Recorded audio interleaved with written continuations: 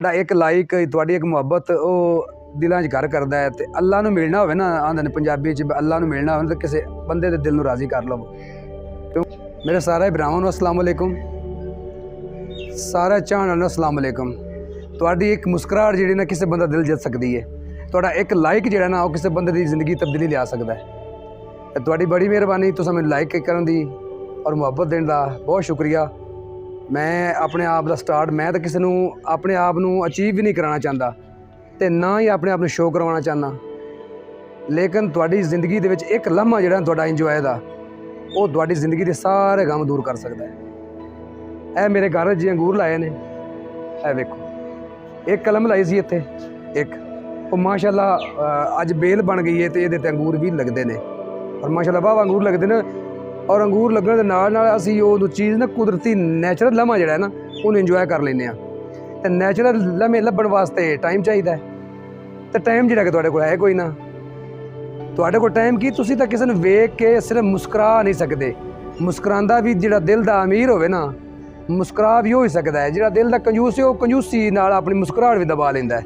इहदे नाल मैं तुहानूं एक मिठा दा बूटा विखाना, आ घर च लाया जनाब, आ वेख लो।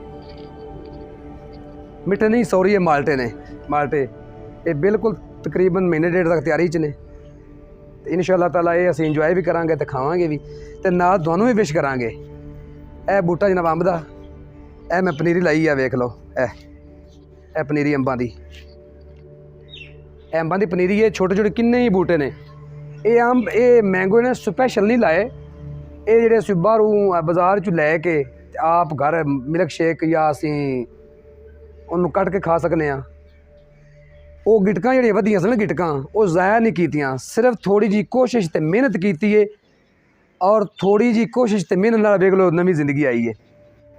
ए बूटे निक्के निक्के ना पनीरी असीं इंशाअल्लाह तुहानूं अपने खेतां लै जावांगे जो थोड़ा मौसम चेंज हुंदा है। तो अल्लाह तुहानूं सलामत ते आबाद शाद रखे।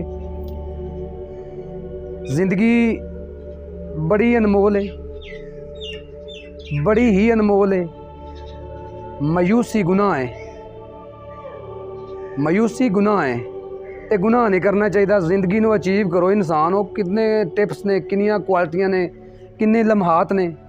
एक लम्हा तुहाडी पूरी जिंदगी के गम दूर कर सकता है। कभी इन्हां गमां चों बाहर आके ना थोड़ा इंजॉय भी किया करो।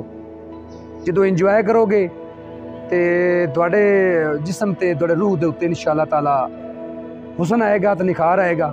ए बूटा चेक करो, वड्डा हुण जवान हो गया और इहदे ते हर साल माशाअल्लाह ना बहुत ज़्यादा अंब लगते हैं। लेकिन इहदे लगण दे नाल ना थोड़ा सा असीं इहनूं तैयारी भी कर दी है, स्प्रे भी करी, दवाइयां भी पाई दियां ने।